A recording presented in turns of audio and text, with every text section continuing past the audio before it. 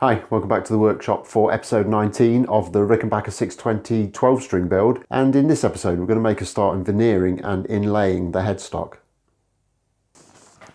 Okay, so we're going to turn our attention to the headstock end of things for a little while, and in the last episode I said how instead of putting the truss rod adjuster cover on, which we don't necessarily need because there's no adjustment here, I was actually going to veneer this headstock and inlay one of my logos. So I've printed out a logo which I think will be a suitable size for this headstock. It's not kind of too big, but it's big enough to be seen, if that makes sense.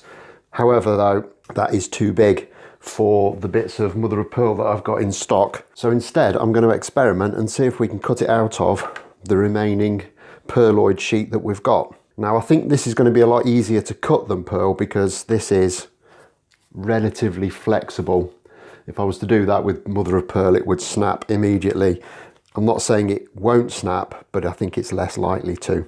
But before I actually make a start on the logo proper, I'm actually going to do a couple of little test cuts on this just to see how cleanly it cuts and whether we can kind of sand and file those cut edges up to give the crisp outer edge that we would need to make this logo kind of look right once it's installed.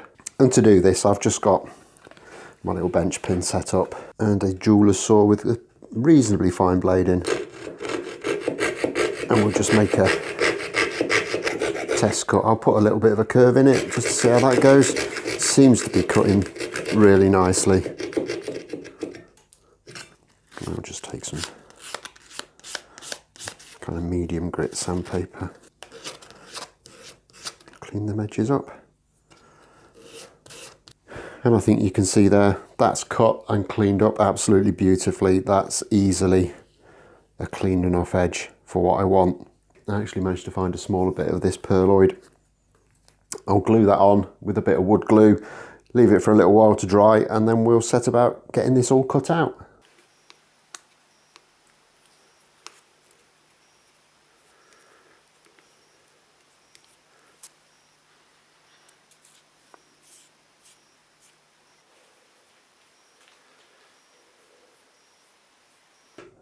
Okay, so the glue's nice and dry on this now. Everything's stuck in position well, and I've changed out the blade on my little jeweler's saw to a very fine one. So hopefully that will help me get this cut out. So I think I'll start by just kind of very roughly cutting around the top of this. I'll leave this very complicated bit in the middle of the C for now and see how it goes.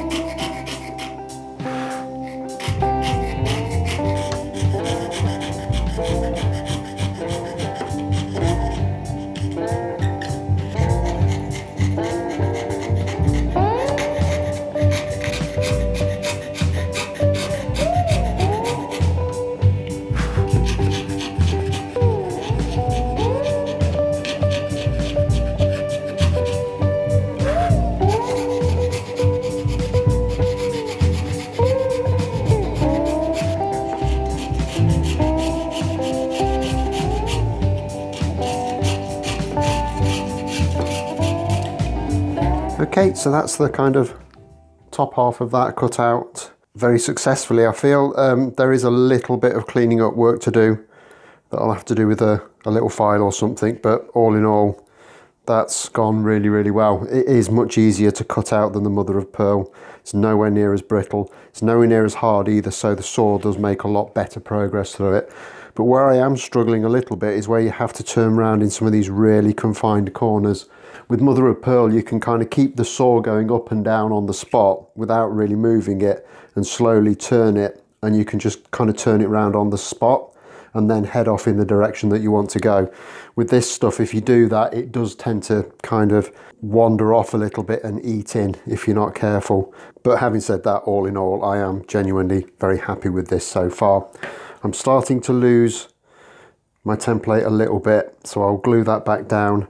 But other than that, I think it's going really well. But before I start cutting out around the bottom of here, I just want to get the 2 piercings done in the O's while I've got a bit of strength in this material. So to start that, I'm literally just going to take a small drill and drill a couple of holes in the middle of there.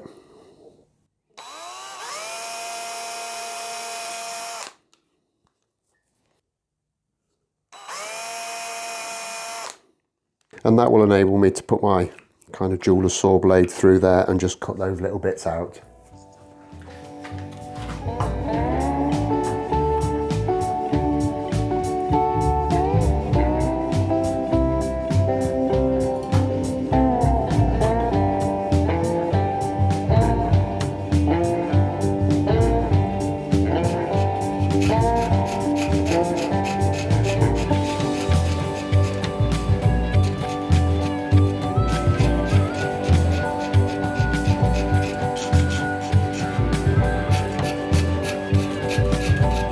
Okay, and that's those 2 little bits pierced out. So I can now just start to work my way around the bottom. This template is starting to lift a little bit, and I need to be a little bit careful because in the past I've had issues with these where the paper comes off, you stick it back down, but you stick it down in a slightly different position, and that means that you're cutting perhaps a lot closer to these lines than you thought you were, which can leave them weak and make them break. So I just need to be mindful of that, but this is going quite well at the moment, so I'm pretty confident we can get this done.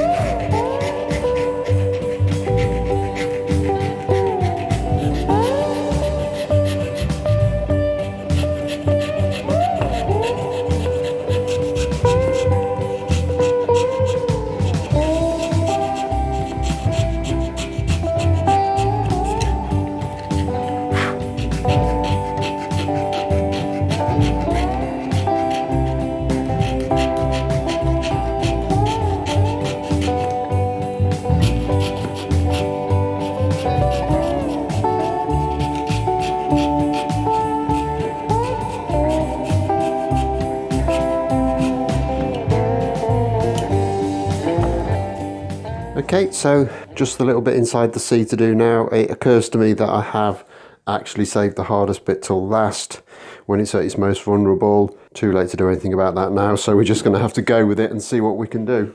Here's fingers crossed. If anything though, this material is a lot more resilient than the mother of pearl. I've dropped it on the floor a couple of times, which would have been fatal for mother of pearl, but this is holding up quite nicely, so hopefully we'll get this done.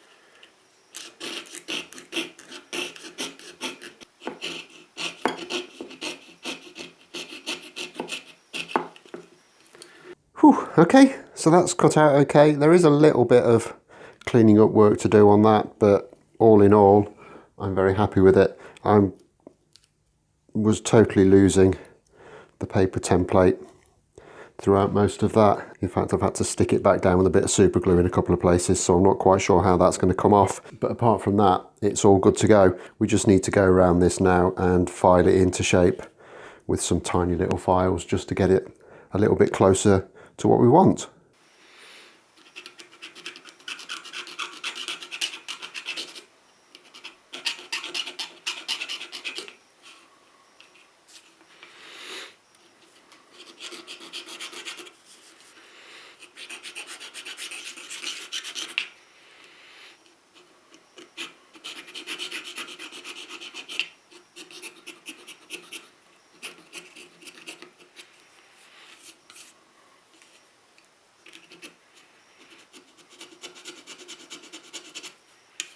Okay, so there's the little logo cut. Really happy with the way that's come out. It is a lot easier to do them out of this pearloid than it is mother of pearl, just chalk and cheese really. There's so much more leeway with this for it being flexible and not snappy, which is great. So with that done, we can now have a look at the headstock and see what we got planned for that. Okay, and what I've got planned for this headstock is a little piece of quite nicely figured veneer. Now I actually think this is sycamore, not maple, if I remember correctly, but it's virtually the same species, so not a problem there. I tend to find it has kind of a finer flame in the sycamore than it might have in the maple, but that might just be a function of the piece of wood rather than the species, who knows. And all I'm going to do really is I'm going to glue that onto there, and then once it's dried we can just kind of drill these holes back in, cut these slots out, fairly straightforward. Shouldn't be too much of an issue, probably be able to do it with a sharp scalpel blade and then just kind of sand any excess away. So that shouldn't be a problem. However, I think there might be an issue with this, in so much as when I've done inlay work before, I've always inlaid something into a darker background.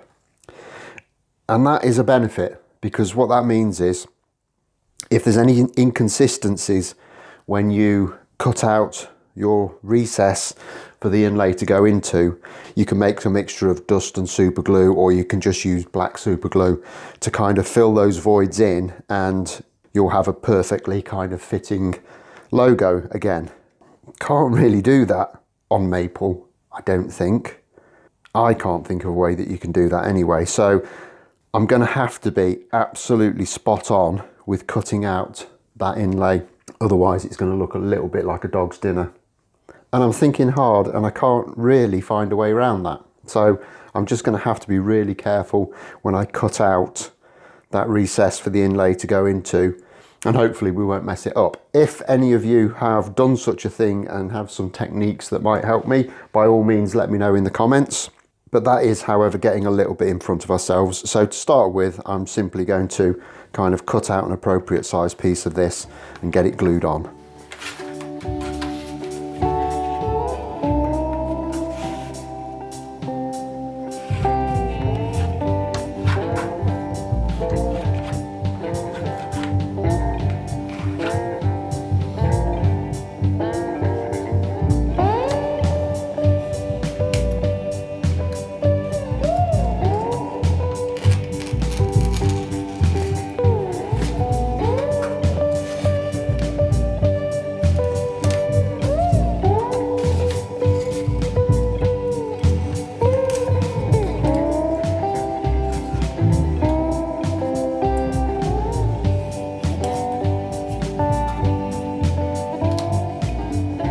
And I'm just going to glue this on with some normal tight bond, but what I'm going to do is I'm going to put this little piece of foam underneath my clamping caul, and hopefully that will do a few things. If there is any bleed through of glue through the veneer, which isn't unheard of, it won't really stick to the foam as well as it would the MDF block. But also, once you put a bit of pressure on here and with the moisture of the glue, I'm hoping it's going to push the veneer ever so slightly into all these little holes and slots. So when the glue's dried and we unclamp it and everything, we'll be able to see where they are, which will really help us get those cut out effectively.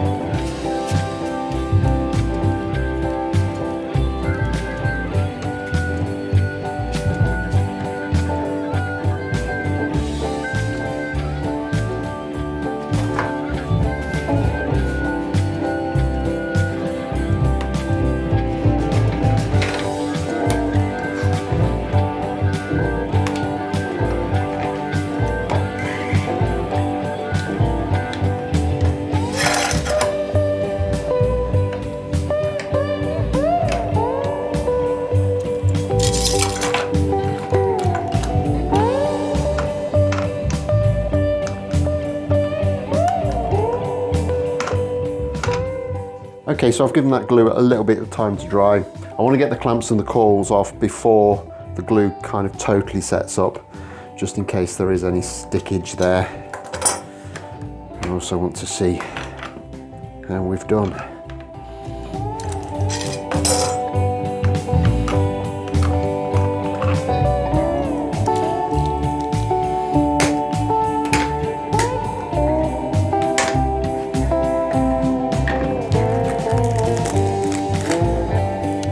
Seems to have worked really nicely, and hopefully you can see there that that's kind of pushed into those grooves at least really well, so they're all clearly visible.